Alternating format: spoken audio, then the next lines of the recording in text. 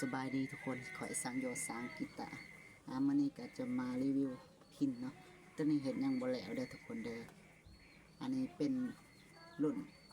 หน่วยแรกเนาะที่เห็นอันนี้เป็นแบบทดลองเป็นแบบทดลอง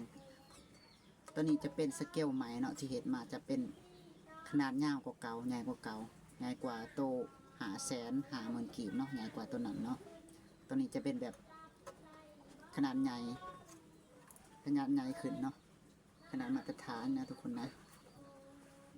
ก็จะยากกว่าเก่าเนาะแต่ว่าบอดี้ก็ยังใหญ่กว่าเก่าน้อยหนึ่งแต่ว่าความหนาบางนี่จังเก่าเด้อแต่ว่าเขาเพิ่มส่องของมันให้มันมีความยาวขึ้นค่ะเสียงมันได้มาตรฐานนะตัวนี้ค่อยก็ได้ติดขันคำนวณขันเมื่อวานนี้เนาะคำนวณขันใหม่เนาะเหตุ2ใหม่เนาะ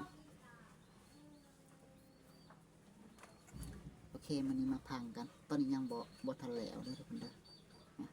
ข้อนี้ก็ยังบ่ได้เหลาเด้อยังเป็นสี่เหลี่ยมเมื่อนี้ค่อยมาเอาฟิงเกอร์บอร์ดใส่เด้อฟิงเกอร์บอร์ดใส่เพื่อทดลองแต่ว่ายังบ่ทันได้ติดกาวเลยนี่ยังบริติดกาวใส่เพื่อเพราะว่าเมื่อวานนี้เขาวางตำแหน่งขันแล้วก็เขาก็มาเลื่อยแล้วเลยก็มื่อนี้ก็เลยเอาเฟสมาตอกใส่แล้วก็เอามาแปะใส่เสริมยังบ่ทันได้ติด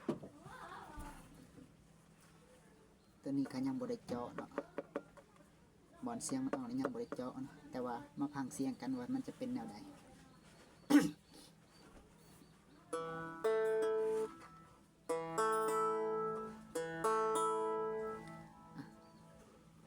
ยังบ่ได้เช็คยังเลยทุกคนเด้อมันก็จะมีซ้ายที่มันติดเฟสเลยว่าเสียงมันอาจจะบ่ได้เป๊ะปานนั้นเนาะเพราะว่าเฮายังบ่ได้ตั้งแอคชั่นใหม่เฮายังบ่ได้ตั้งดีๆเนาะมาฟังเสียงกัน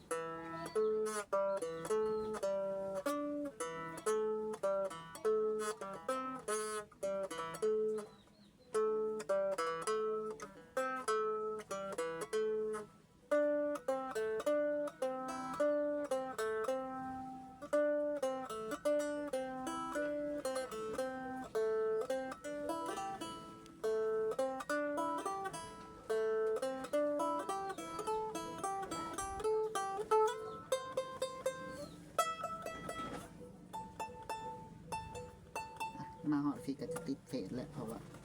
มันยังสูงยังบริตันได้เห็ดแล้วเนาะ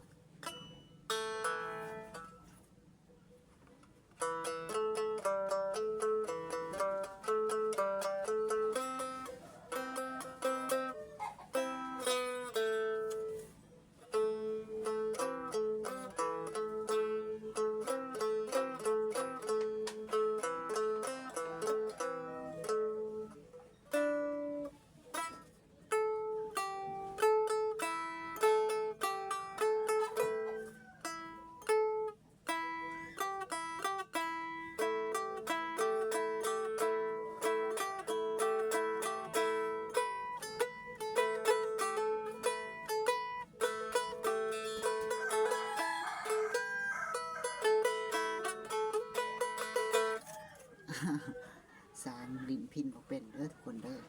ได้สำนี้ละเสียงมันก็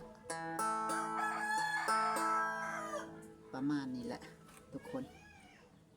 เป็นอะไรก็คอมเมนต์มาหน่อยเด้อส่วนหัวก็จะเป็นประมาณนี้เด้อนี่หัวประมาณนี้นะผ่ามันอาจจะกลับด้านนะทุกคนหัวจะประมาณนี้เด้อเราจะบริเหตุหัวพญานาคเด้อทุกคนจะเห็นหัวประมาณนี้แบบพินยุคใหม่นะพินสมัยใหม่ว่าสวัสดิ์พินสมัยใหม่เขาจะบริเหตุแบบเก่า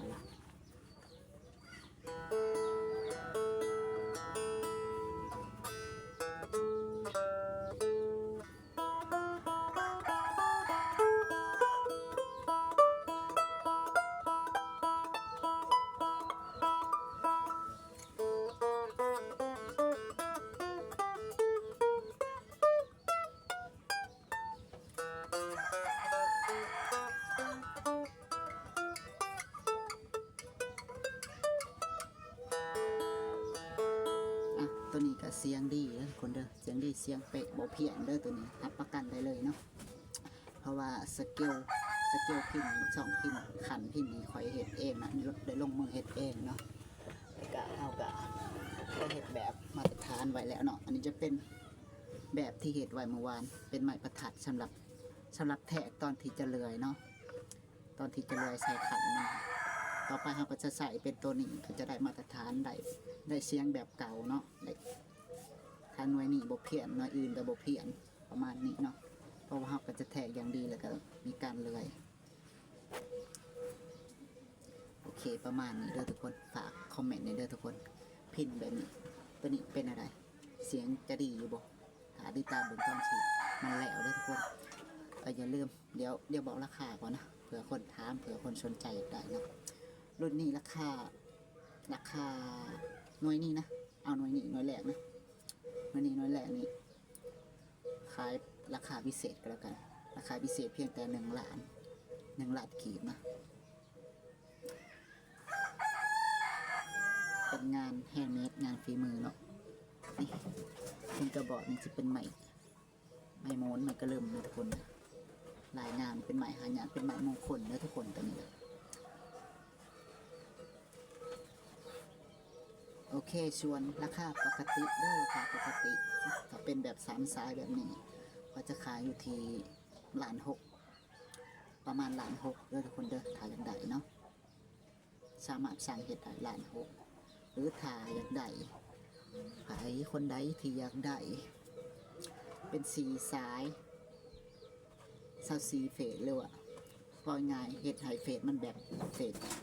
แบบขันกีตาร์นะเฉพาะหน่วยนี้นะราคา1 ล้านเนี่ยทักแชทมาเลยเด้อทุกคนว่าอยากได้4 สาย24 เฟสขายเพียง1 ล้านเนาะเฮ็ดให้เลยถึง1 ล้านจากราคาปกติประมาณ2 ล้าน5ขึ้นไปเนาะถ้าเป็น4 สายแต่ว่าตอนนี้ยัง3 สายถ้าอยากได้4 สายเราก็จะเจาะเฮ็ดให้แล้วก็ติดเพจเพิ่มเนาะถ้าอยากได้เพจเพิ่มสำหรับสเปคนี่ก็เอาไว้ให้แบบมืออาชีพเขาเล่นเนาะคนที่แบบเก่งๆนะคนที่เขาถนัดจะว่าแล้วกันเนาะถ้าอยากได้4 สายแล้วก็ใส่เพจเพิ่มหลายๆเนาะโอเคเด้อประมาณนี้เนาะเป็นอะไรก็ฝากคอมเมนต์เข้ามานี่เด้อ